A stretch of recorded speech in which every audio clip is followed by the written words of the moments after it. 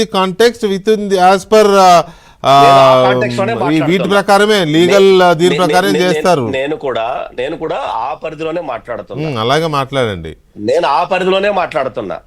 నేను ఎక్కడ వ్యక్తిగతంగా జడ్జిని వ్యక్తిగతంగా ఎందుకు అంటారు ఎవరైనా? కోర్టు పరిధి గురించి మాట్లాడుతున్నా.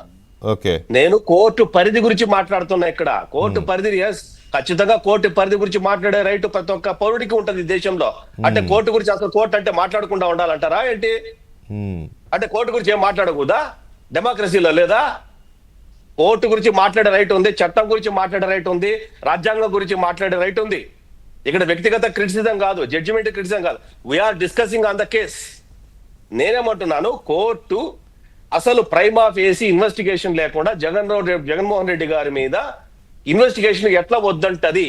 ఇప్పుడు రేపొద్దున ఇదే పాయింట్ మీద వెంకటకృష్ణ గారు లీగల్ గా ఒక్క పాయింట్ చెప్తానండి, మిమ్మల్ని అపోజ్ చేస్తూ.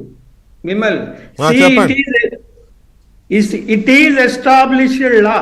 ఇట్ ఈస్ ఎస్టాబ్లిష్డ్ లా.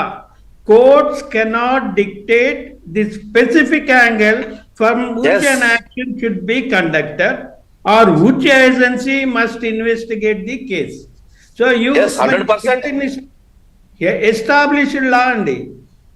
ఈ యాంగిల్లో ఇన్వెస్టిగేషన్ అది ఓకే. నేను అనేది అట్ట కాదు వెంకటేష్ గారు. నేను ఎందుకు సాగర్ని వారించానంటే కోర్టుకేం రైట్ ఉంది అనే పదం వాడాడు ఆయన. ఆ పదం కోర్టుకే రైట్ ఉంది అంటే సంథింగ్ లా ఇదంటే దానికి అగెనెస్ట్ గా వెళ్ళకూడదు కదా సార్. అది ఎవరైతే ఎవరైనా కావచ్చు, కానీ కోర్టు కొంచెం మనం కోర్టు విషయంలో మాట్లాడేటప్పుడు జాగ్రత్తగా ఉండాలి కదా. అందుకని నేను వెంకటేష్ గారు చెప్పింది 100% కరెక్ట్. ఆయన చెప్పింది కాంటెక్స్ట్ అర్థం చేసుకోండి. విత్ ఇన్ ది లాలోనే కోర్టు పని చేయాలి అంటున్నా నేను.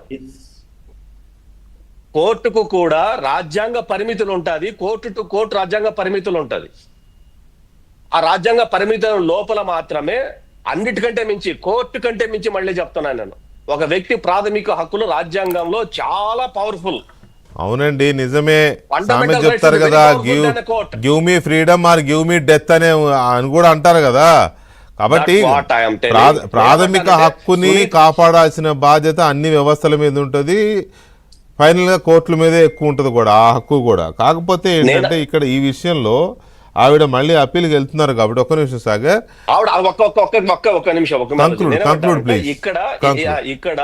ఇక్కడ సునీత గారు తన ప్రాథమిక హక్కు ఏంటంటే తనకు న్యాయం జరగాల కోరుకోవడం అన్నది ఈ కాన్స్టిట్యూషన్ లో పొందుపరిచిన విధంగా పనిచేసే వ్యవస్థను కోరుకునే రైట్ ఆమెకు ఉన్నప్పుడు ఆమె కోరికను ఆమె రైట్ ను కిల్ చేసే వితౌట్ ఇన్వెస్టిగేషన్ కిల్ చేసే రైట్ ఈ కోర్టుకు లేదు అని నేను అంటున్నా. నేను దట్ ఈస్ మై పాయింట్.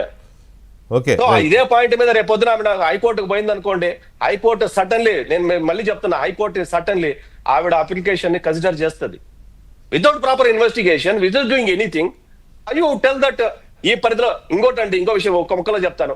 ఒక ఇన్వెస్టిగేషన్ ఆఫీసర్ ని నువ్వు ఈ రకంగానే పనిచేయనే రైట్ ఏ వ్యవస్థ కన్నా ఉందా? లేదు. దేశంలో ఈ వ్యవస్థకు లేదు. ఆ ఇన్వెస్టిగేషన్ ఆఫీసర్ గనక ఇది నేను చేసిన ఇన్వెస్టిగేషన్, మీరు సాటిస్ఫై అవ్వలేదు, you change the investigation officer. నేను పక్కకి వెళ్ళిపోతా, మీరు ఇంకో ఇన్వెస్టిగేషన్ చేసి ఆఫీసర్ చేసుకోమని చెప్తాడు. అంతే తప్ప ఇన్వెస్టిగేషన్ తప్పు కాబట్టి నేను ఉరి తీస్తామని చెప్పే రైట్ ఉండదా వ్యవస్థలకి? That is right. అతనితో సాటిస్ఫై కాకపోతే ఇంకో వ్యక్తితో చేయించుకో. This is the what our constitution. ఇదే మన కాన్స్టిట్యూషన్ చెప్తుంది వెంకటకృష్ణ గారు. Right, okay. ఒక్క నిమిషం సాగర్, ఒక్క నిమిషం సాగర్. సత్యమూర్తి గారు, ఇప్పుడు కోర్టు వారు అంటున్నది ఏంటంటే మరణించిన తర్వాత ఎవరైనా వ్యక్తి మరణించిన తర్వాత